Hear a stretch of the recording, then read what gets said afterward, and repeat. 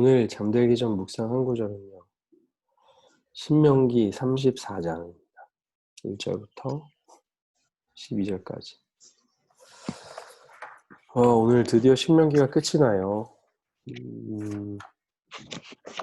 제가 읽고 홍규, 지훈, 지은, 히라 이렇게 읽겠습니다. 모세는 느보산에 올라가 여리고 건너편 모압 평지에서 비스가 산 꼭대기로 갔습니다. 거기서 여호와께서 그에게 길르앗 온 땅을 단까지 보여주셨습니다. 또 납달리 온 땅, 에브라임과 므낫세의 땅, 서쪽 바다에 이르는 유다의 온 땅, 네게브 지역 종려나무의 성 여리고 골짜기에서 소알에 이르는 평지를 보여주시고. 김지은. 여호와께서 그에게 말씀하셨습니다. 이 땅은 내가 아브라함과 이삭과 야곱에게 맹세하여 그 자손들에게 주겠다고 약속한 땅이다. 내가 내 눈으로 보도록 했으나 너는 강 건너 그 땅으로 들어가지는 못할 것이다. 그러자 여호와의 종 모세는 여호와께서 말씀하신 대로 거기 모압 땅에서 죽어 모압 땅 벳부을 반대편 골짜기에 묻혔습니다. 그러나 지금은 그의 무덤이 어디에 있는지 아무도 알지 못합니다. 모세가 죽을 때 120세였습니다. 그때 그의 눈은 흐리지 않았고 그의 기력도 쇠하지 않았습니다. 이스라엘 백성들은 모세를 위해 30일 동안 모압 평지에서 애곡했고, 애곡과 통곡의 기간이 끝날 때까지 계속했습니다. 모세가 눈의 아들 여호수아에게 안수해 그에게 지혜의 영이 가득해졌습니다. 이스라엘 백성들은 여호수아의 말을 듣고 여호와께서 모세에게 명령하신 대로 했습니다. 그 이후로 이스라엘에는 모세와 같은 예언자가 일어나지 않았습니다. 모세는 여호와께서 얼굴을 대면해 하시고 이집트 땅과 바로와 그의 모든 종들과 그의 온 땅에 보내셔서 모든 이적과 기사들을 행하게 하셨고 온 이스라엘이 보는 데서 모든 큰 권능과 큰 두려움을 보이게 하신 사람이었습니다. 아멘. 오늘 신명기 그 34장이나 되는 아주 긴 말씀의 끝에 마지막은요. 모세의 마지막 사명에 대해서 이야기하고 있는데요.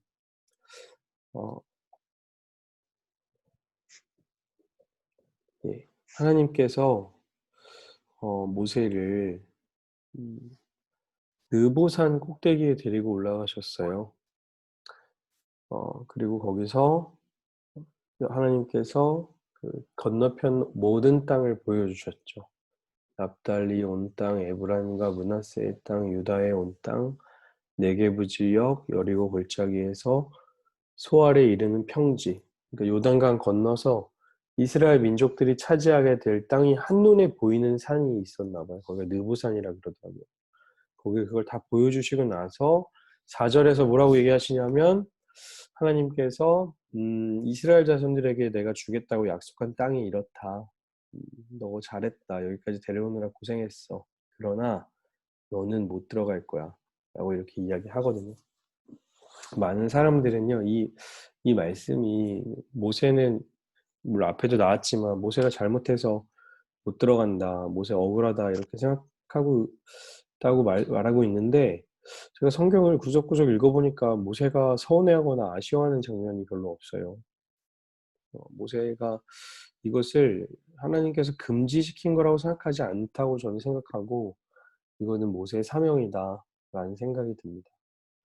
하나님께서 모세를 이스라엘 백성들 앞에서 완전 사라지게 하시려는 것 같아요. 근데 이 이야기가 어디서 나오냐면 출애굽기에도 그런 이야기가 있거든요. 이제 모세가 되게 주목을 받고 이제 모세가 사람들이 이끌어가고 이러니까 성경이 모세를 자꾸 바보로 만들어요.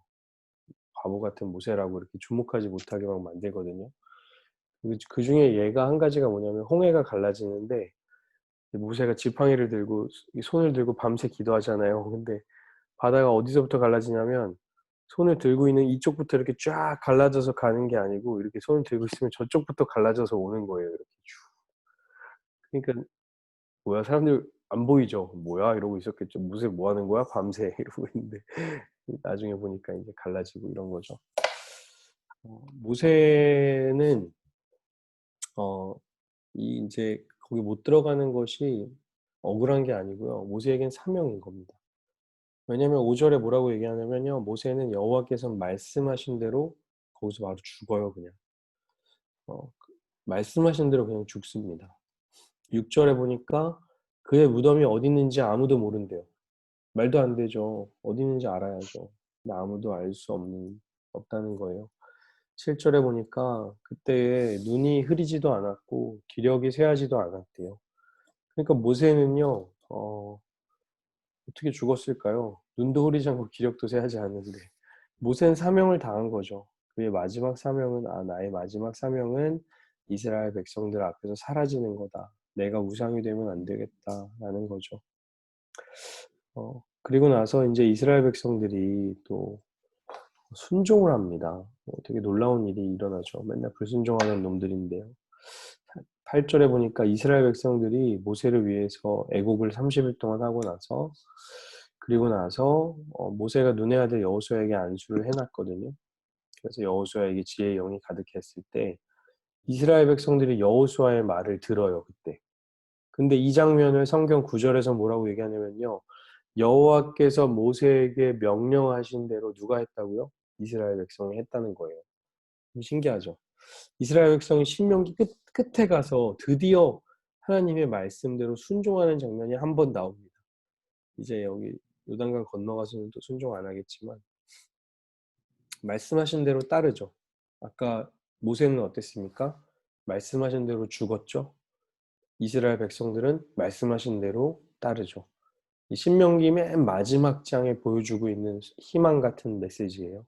이스라엘 백성도 순종하고 있고 모세도 순종했다. 이스라엘의 사명은요. 그러니까 이스라엘의 가장 중요한 사명은 말씀에 순종하는 겁니다. 그것을 보여주시려고 하는 것 같아요. 마지막으로 모세는 되게 위대한 선지자예요. 10절에 보니까 모세와 같은 선지자가 그 이후로 한 번도 일어나지 않았대요. 전무후무한 사람입니다. 모세는요. 왜냐하면 모세는 특징이 있었는데 뭐냐면 하나님의 얼굴을 대면에서 봤대요. face to face. 비접촉이 아니고 면대면으로 봤다는 거죠. 11절에 보니까 모든 이적과 기사를 행했고요. 큰 권능과 두려움을 보이게 한 사람, 그 사람이 모세였습니다. 근데 모세가 진짜 위대한 거는요. 이런 기적을 행해서 위대한 게 아니고요. 하나님께 순종해서 대단한 겁니다. 그것을 이제 이야기하고 있는 거예요. 이렇게 대단한 사람, 하나님과 얼굴을 대면하고 이적과 기사를 행하고 모든 걸 보여준 이 사람인데 아직 기력이 쇠하지도 않고 눈도 잘 보이는데 이 사람이 어디 갔는지도 모른다. 왜? 하나님의 말씀에 순종했다. 모세는 하나님의 말씀에 순종하는 사람이었다. 그로 인해서 이스라엘 백성이 하나님의 말씀에 순종하는 모습을 보여줬다. 이렇게 신명기가 끝이 나는 겁니다. 그러니 요단강 건너 들어갈 너희들도 순종하자. 이제 이런 이야기 하는 거죠. 오늘 말씀 다시 정리해 보면요. 모세의 마지막 사명은 순종이었습니다. 사라지는 거였어요. 죽는 거였어요. 이런 사명 우리에게 주시면 감당할 수 있을까요?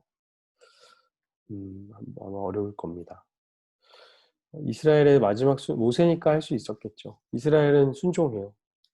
여호수아를 세워놓고 여호수아의 말을 들으라는 하나님의 명령을 드디어 얘네들이 듣죠. 위대한 선지자였어요, 모세는. 그러나 그의 위대함은요, 기적을 행하는 것에 있는 게 아니고요. 하나님의 말씀 앞에 순종할 때 그가 진짜 위대한 선지자라고 할 수 있는 겁니다. 우리도 마찬가지겠죠. 그래서 우리에게 던지고 싶은 질문은요.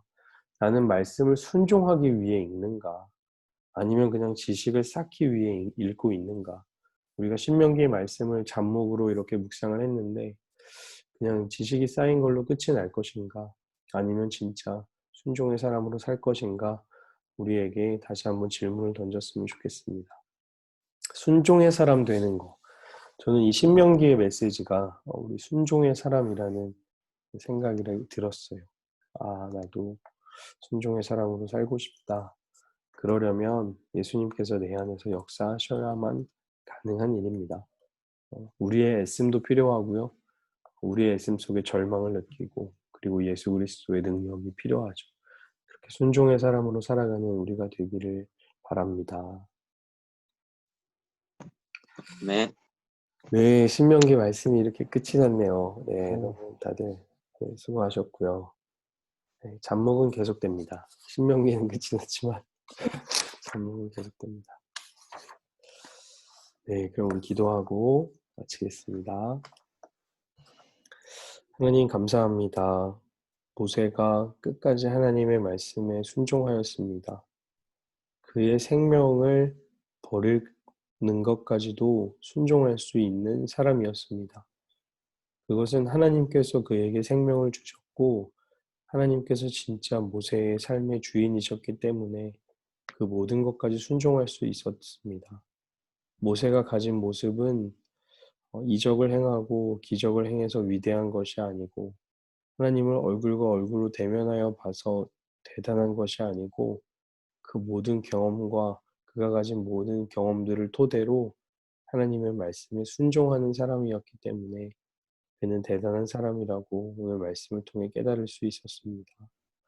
우리도 하나님의 말씀에 한 걸음 한 걸음 알아가고 또 순종해가며 살아가는 우리들 될 수 있도록 인도하여 주옵소서. 하나님의 말씀에 순종하며 살아갈 때 그것이 정말 나에게 생명이 되고 그 말씀에 따라 살아가는 우리들을 통하여서 이 세상이 변화되고 또 나의 삶이 날마다 새로워지는 것들을 경험하는 우리들 될 수 있도록 인도하여 주옵소서. 이 밤에도 평안함 주실 줄 믿습니다. 감사드리며 예수님의 이름으로 기도합니다. 아멘. 아멘. 기석이가 들어왔어요. 낮은 네네네. 기석이 회사 잘 다니고 있지? 네, 열심히 다니고 있습니다. 네. 기석이 이제 열심히 다닐 수 있도록 같이 기도해 주시고 우리 감사합니다. 구석이